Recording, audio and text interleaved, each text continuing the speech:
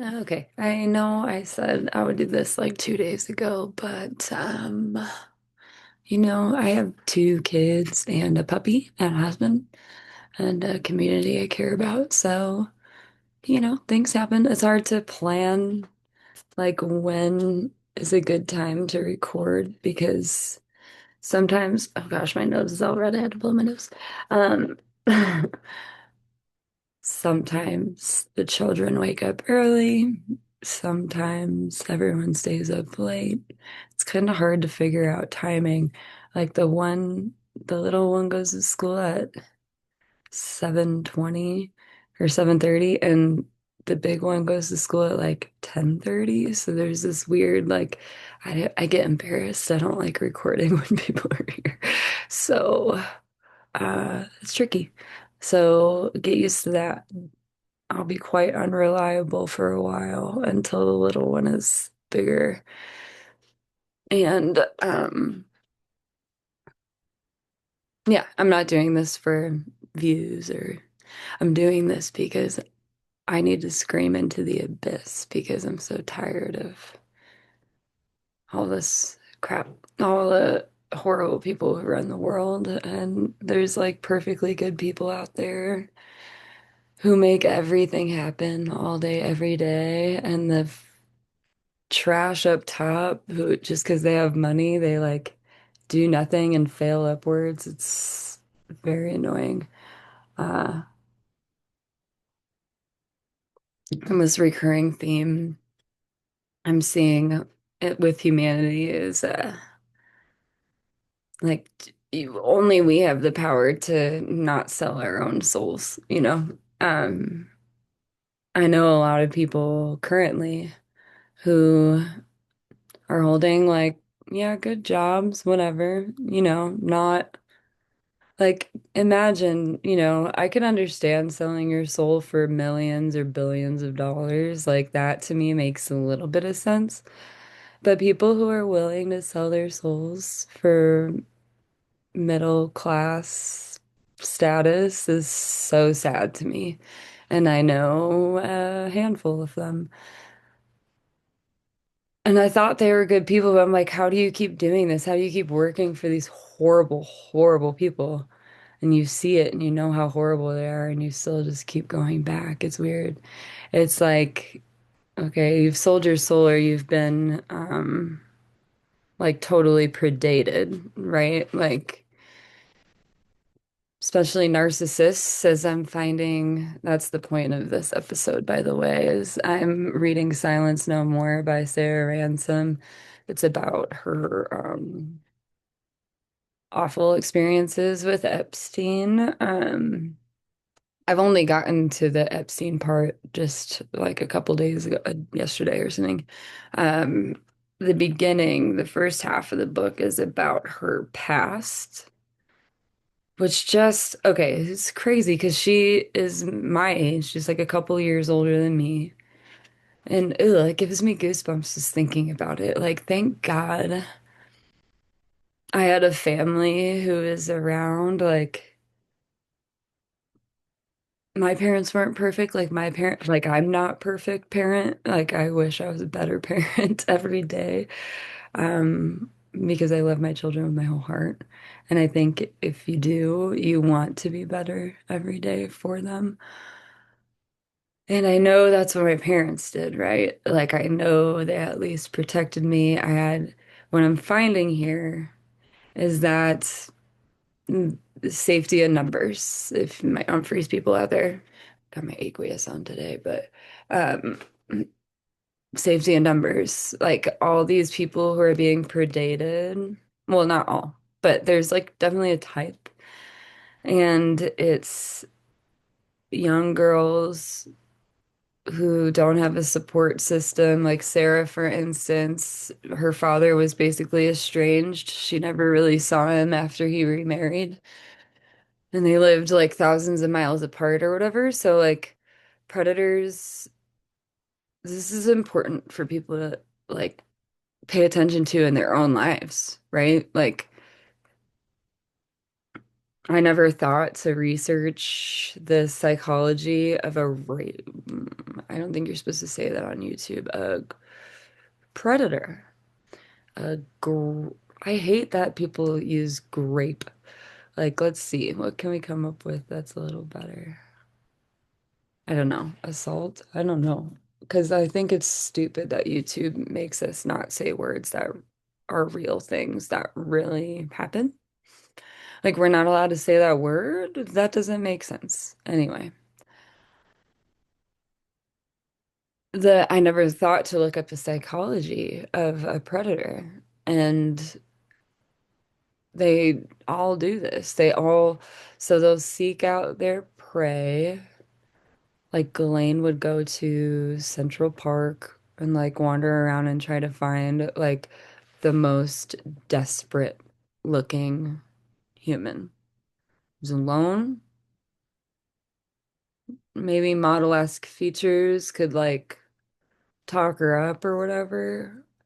And then they ask like a ton of questions about themselves to see if they're the right candidate. So like they'll ask, where are you from? Like for instance, she started in South Africa and then she wound up in Johannesburg and Ireland, Scotland. I can't remember. One of those places out there. I'm really, that's bad. I just read this. But anyway, Scotland, I can't remember.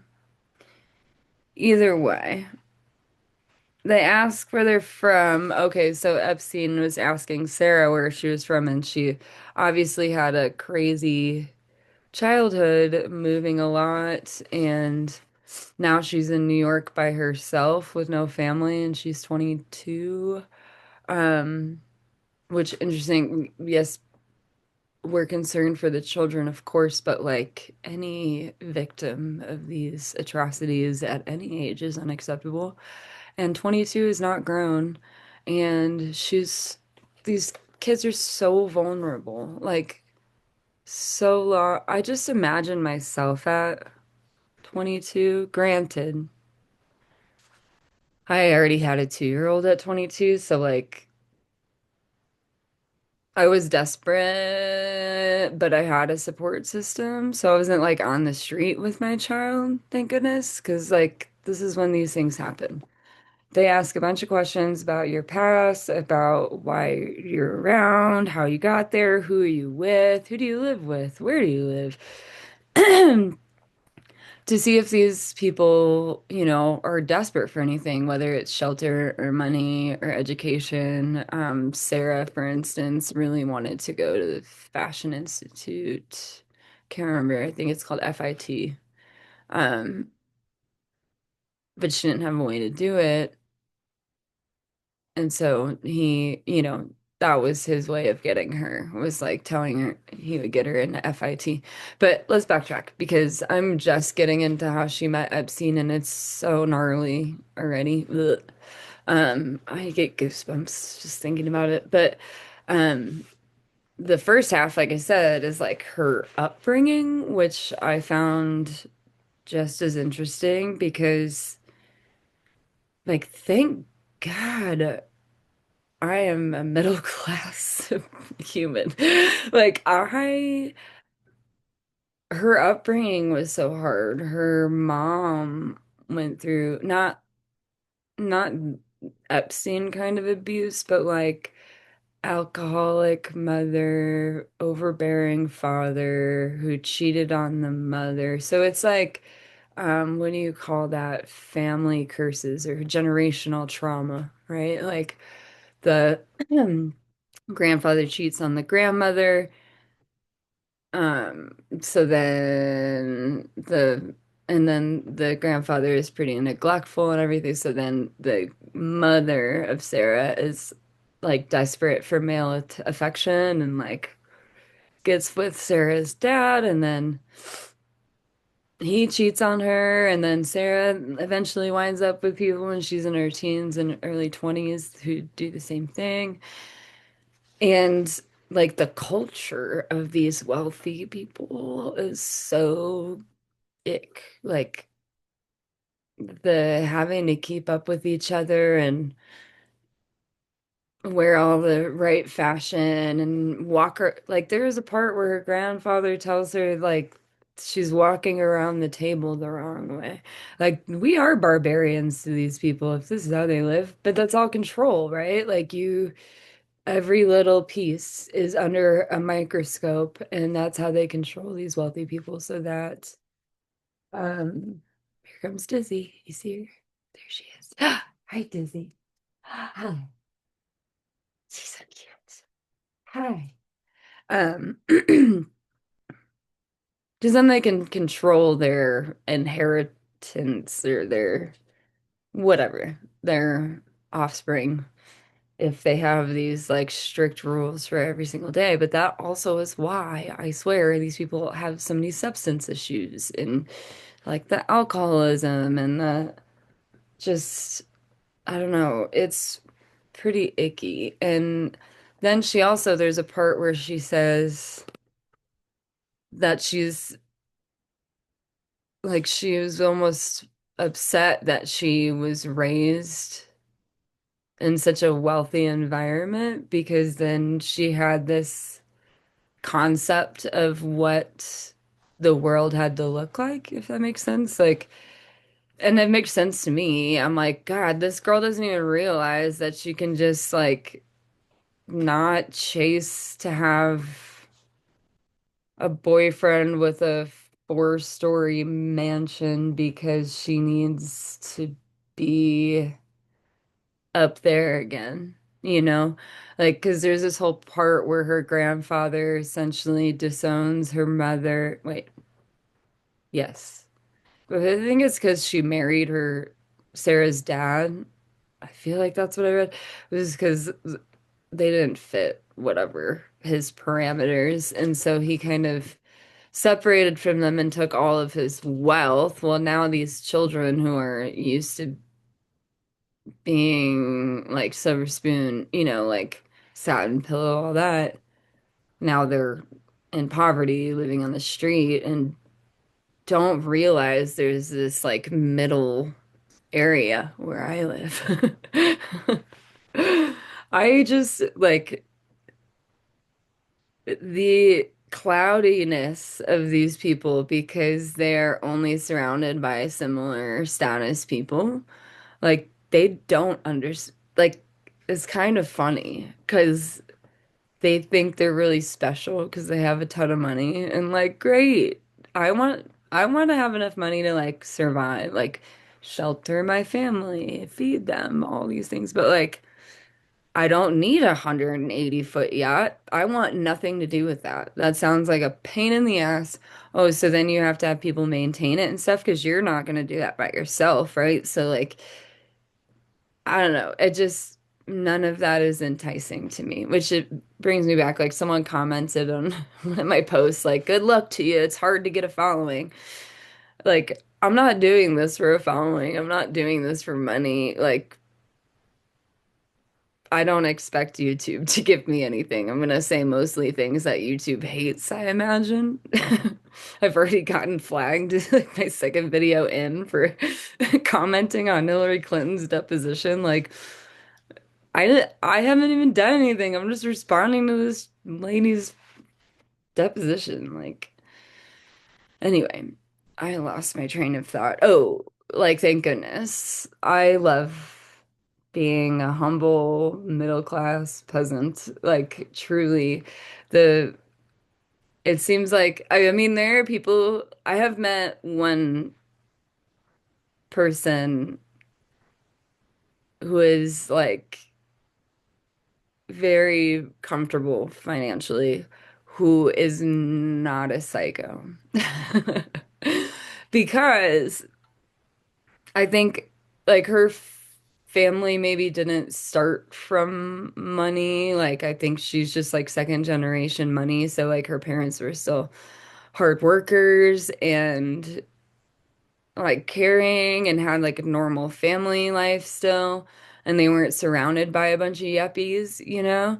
But like people like her parents, like her grandfather was like the second York of fucking now I gotta find it.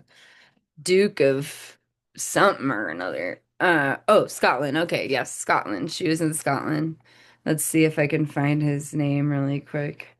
I doubt it, but I should have done more note taking in these, but oh, okay, Grandpa. The second Baron of Drumocter, Grumocter. So he's a baron. I don't know what a baron is, but sounds fancy. Sounds like if you're a baron, it's probably like kind of like royalty, right? Like they should we look it up? Let me just look it up really quick. But I imagine it's royalty, but in Scotland or whatever. But I wonder how he became the baron. What is a baron? Me, I don't think you get elected to be a baron. Okay, a British nobleman of the lowest rank. So he probably had some like insecurities there because he's like noble, but like low noble. These people, like if they have $3 billion, they feel poor if they're friends with someone who has $7 billion. Like, I have $500 in my bank account. I've been working since I was 15. Fuck off. Anyway, uh, a nobleman of continental Europe ranked differently in various countries. Um, says a baron is a rank of nobility or title honor, often hereditary. Um, so anyway, her grandpa was a baron. And then he just abandons the whole family, basically. Like, even Sarah's aunt, um, and her mom both basically got disowned by the grandpa. But again, like I said, he had cheated on the grandma, and I think they split. The grandma was taking care of the uncle who got in an accident and was like paralyzed. Anyway, I cannot. I'm just so thankful I was not born into these groups.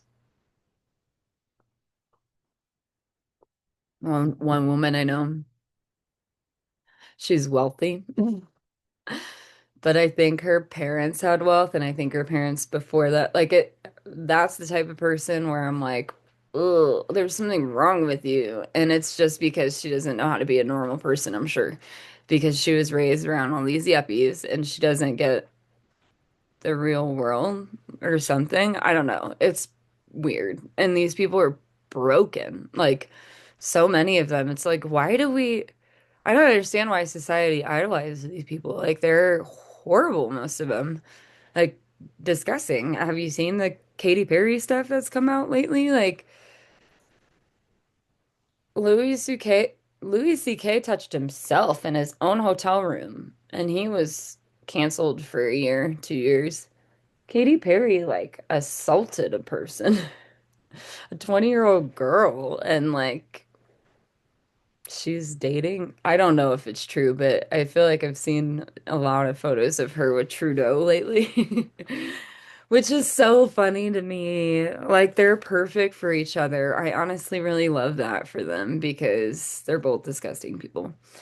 So anyway, thank goodness to be middle class. Thank goodness to not be surrounded by these vile humans while I'm in my childhood. Like, um, I joke, not joke, it's true, but a lot of my a lot of my programming that I'm undoing has to do with being raised Catholic, which is like the most insight I have into like this kind of like culty gross behavior where like people cover for wrongdoings because of the status of the person and fear of being excommunicated, and the artwork all around is like gnarly, like Jesus is bleeding from his head and he's stabbed in the side and he's nailed on this cross and you're like 5, like what the hell? It's scary. Like I know like I didn't pay that much attention to it as a kid. Like you get so used to it, and that's what's screwy is that with all this stuff, like you just get used to the abuse. Like I was left a job where I was like between driving and working, I was working like 60 or 70 hours a week. And that was for like 2.5 years. And these people, they don't look at us like people. They look at us like workers. That's it. And it's really sad because like I thought these people looked at me like my own human who had a lot of cool things to offer to the table and like random skills that really benefited the business and the ability to just keep going. And they just, instead of valuing that, they just took advantage of that and just tried to work me into the ground essentially, and then replace me. Anyway, these are how people act when they come from money that comes from money that comes from money that's only been surrounded by money, is that we're replaceable. Us normies are replaceable. And another one will come along and fill the job, and it won't be perfect maybe, but it's getting done and it's fine. The money's still flowing. We're saving a couple bucks. Like, okay, cool. Do you want a highly successful, valuable business, or do you want one that just stays afloat, cutting corners and treating people like shit? That's what most of them do. And that's how this woman was raised. Like her whole world view was so screwed up because of her upbringing. And so I think, my main takeaway is like, one, I'm not doing that bad of a job. Oh, like I said, we're our own worst critic, and we always look at things like, shit, I wish I would have done that differently. I wish. Look at this snaggle with the screen flipped. It's like really prominent. It drives me nuts. Anyway, um, I have also bookmarked a few pages because I just thought some things were interesting notes. Um, like for instance, she says,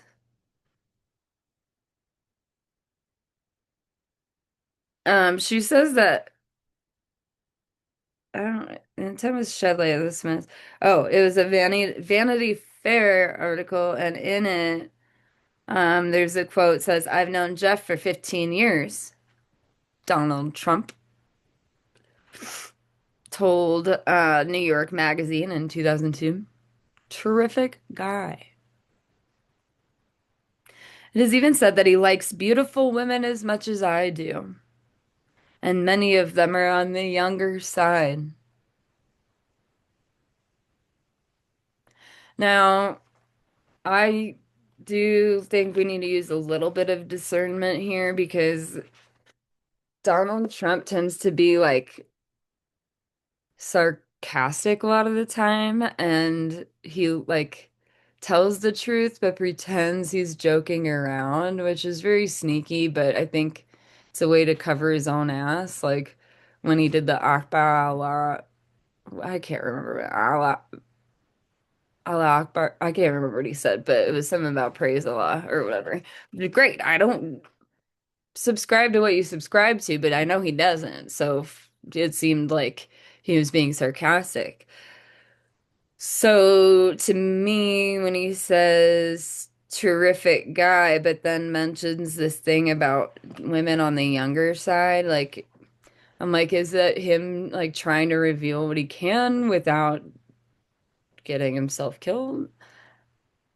I doubt it. Like, I feel like he just knew he was involved in like Miss Universe or Miss USA or whatever his pageant was that Erica Kirk was in. She was 17 in that. Like, he liked him young too. That's why he hosted these pageants. He's a creep. Those pageants are creepy. Don't put your kids in pageants. Don't do it. Why would you want to subject your little girl to a bunch of creepy old men staring at them? Like, that is. Bleh. So anyway, I would tend to think that he is just being honest here and was like, I kind of like him young too. But or maybe he was like saying some of them are on the younger side, like he likes them young, like 17, 18, but like JE likes them like even younger, is what I've read in some of this anyway. So I don't know, speculate, but it's like why hasn't like Trump should be on trial right now? Why have the victims been tried as if they're criminals? Meanwhile, all these people involved are like, I haven't. I was supposed to do the Bill Clinton deposition after I did the Hillary Clinton deposition, but I just cannot stand those people. So I like took a break from the Clintons. I'm reading this book because I think the victims are going to be more honest with us than the predators. And the way I see Hillary, as you heard in the deposition breakdown, like I went into her involvement in Haiti, how many people went missing in Haiti, how much money went missing in Haiti. Like she's a trafficker too. She loves traffic. I hate this self-censorship shit is bullshit. I want to get on Rumble, but I know no one really that I know. I feel like I'm the only one out of the people I hang out with that uses Rumble. So like I could, and then I want to get censored, but I feel like this is a good spot to start because I'm familiar. I never posted anything on Rumble before. Anyway, I hate the censorship stuff though. It really drives me bonkers. I guess if I don't care about being monetized, which I don't, then I can say whatever I think, but I worry that they'll like pull my channel down, which is fine. It's not like I have subscribers or a lot of content, but like how annoying would that be to start over and over and over? So hopefully this meets their criteria for acceptable.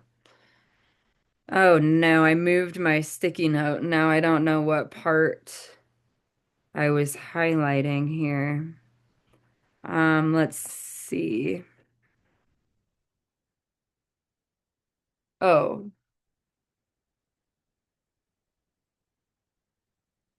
maybe down here. Oh wait. Sorry. I'm just like, I know I had something. Um, okay. Courtney Wild confirms Jeffrey's preference for victims barely out of their tweens. Ugh. What? Like,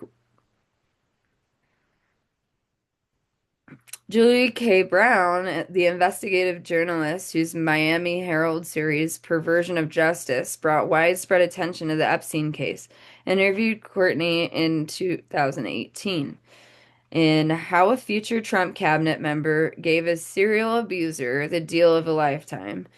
Courtney recruited by the pedophile in 2002 when she was 14 and still embraces. This is Courtney Wild. She was 14 and still in braces when she eventually began delivering other girls to Jeffrey as a way to earn money. By the time I was 16, I had probably brought him 70 to 80 girls who were all 14 and 15 years old. Courtney told potential recruits they could earn $200 to $300 in cash to give a wealthy man a massage. If after a violation a girl seemed too frightened to return, Jeffrey dangled a carrot. He would pay her to bring him fresh faces. Jeffrey told me he wanted them as young as I could find them.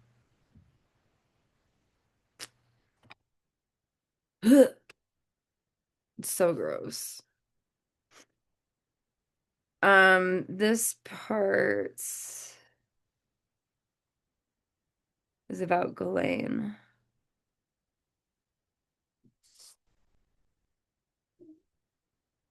I don't know what. Pergamon Press, Mr. Daddy's Girl. Yeah, I don't know. why I highlighted that. It's just like Elaine's background, which we'll go into later because I hear a little one stirring. So that's it. This is why my show is going to be random AF because I have people depending on me and stuff. Anyway, y'all have a good one. Take care. I'll see you again sometime.